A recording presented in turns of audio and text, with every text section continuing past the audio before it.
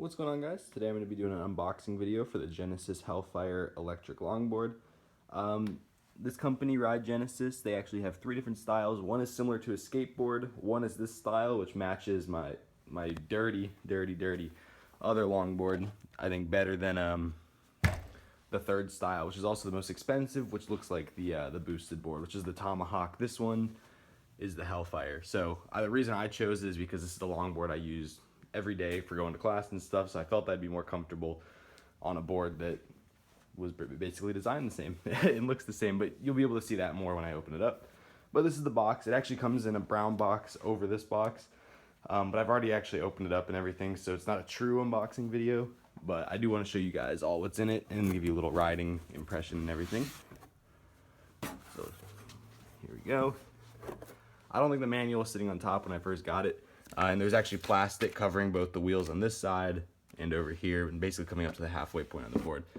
But again, I have ridden this a few times, so it may be a little scuffed up, like on the wheels, a little bit of dirt right there. This is your user manual. Comes with every board.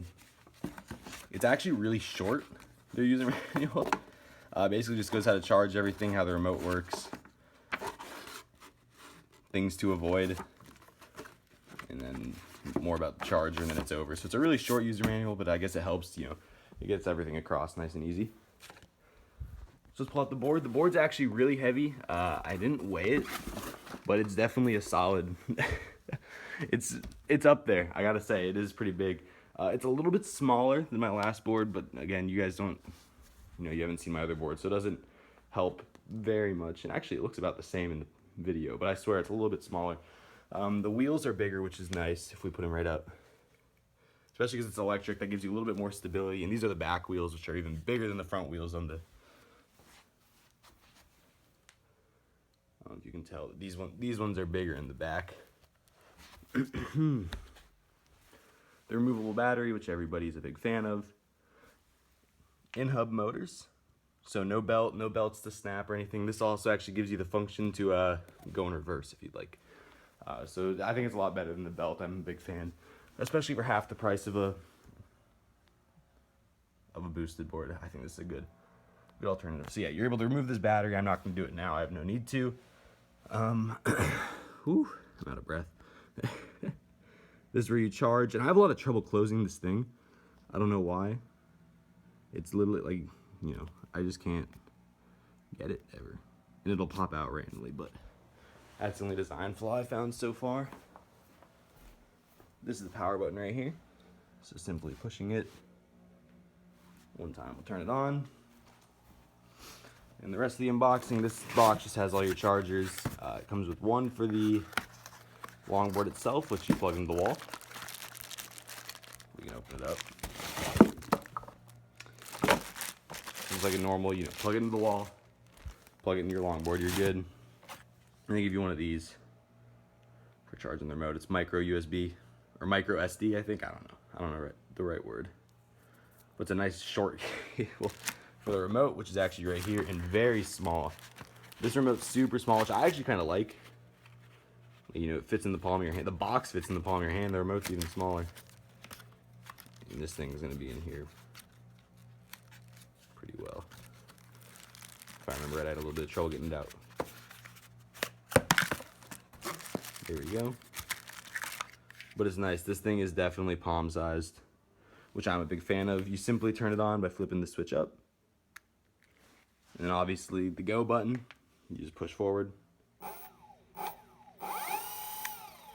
And the cool thing again about the in-hub motors, which is this, it's actually in the wheel, which is awesome, instead of a belt, is that you can do reverse simply by pressing this button once. This red light indicates that it's in reverse. And you can probably barely tell that it's going the other way, but it is, I promise. And you can turn reverse off by pressing it one more time. And now it's going forward again. There is, by pulling back, some of them I think actually go into reverse if you hold back far enough on other boards, but this one will just break, which is actually pretty quick. So I'm gonna accelerate and then not brake, and then accelerate and brake. So yeah, it's pretty quick. Braking is a little bit scary. It's not too bad. I've seen a lot of reviews that say the braking is really boom, all of a sudden it, it hits you and you almost fall off the board. But I haven't had much trouble braking. You just got to pull it slow. It's not that hard to pull it slow. And I've had no jolts or anything. I've gotten up to 17.5 miles per hour. It's rated for 20, so I think I could get there on a good day on a full charge and everything. Probably no problem. And the battery is, it's nice and secured in there. You have to pull this out, unscrew these. I haven't even tried to take it out, so I bet there's probably one other thing you have to do too. I wouldn't know, but then you can just yank it right out. You can actually buy a separate battery for $150, so if you plan on going really far.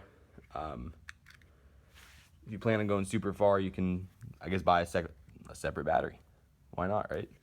Now, I don't know where the power button is. There it is, turn it off. But yeah, overall, it's a sweet board. Let's put it even closer to this. And I actually have Red's bearings on this longboard, which is a real longboard. So my wheels, they'll spin for a while.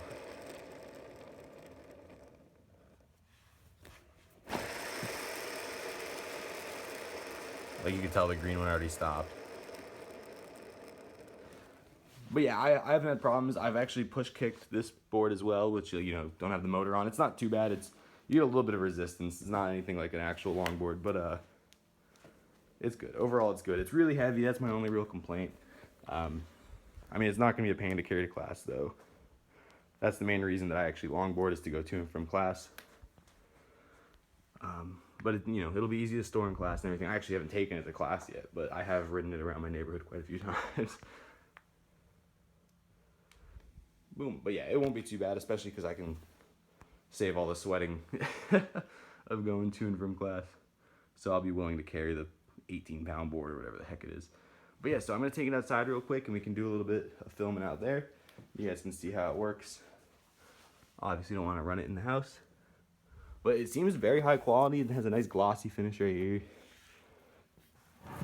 This is a good, the deck is a good, nice, non-slippery material. Battery indicator right here. 4 is full.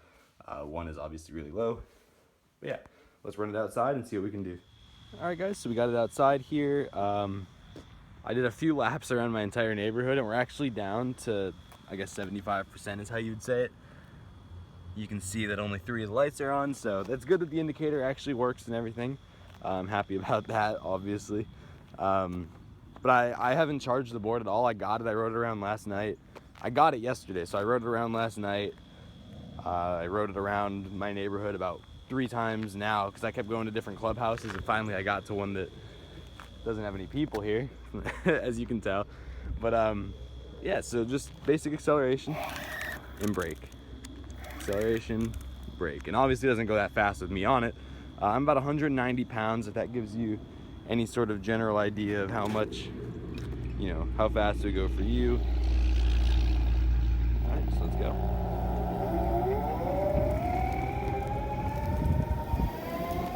And this right now isn't even full throttle. I can't really because it's so small, but I'll go out on a main road here in a minute. Let me first show you how the braking works. So I'm gonna go ahead and brake right now slowly, ease to a stop. A lot of people said it was really jerky, but I don't really have much trouble with it. And we're actually downhill, so that's why I'm rolling, or we're uphill. We're facing a little bit up. That's why I'll roll backwards by itself.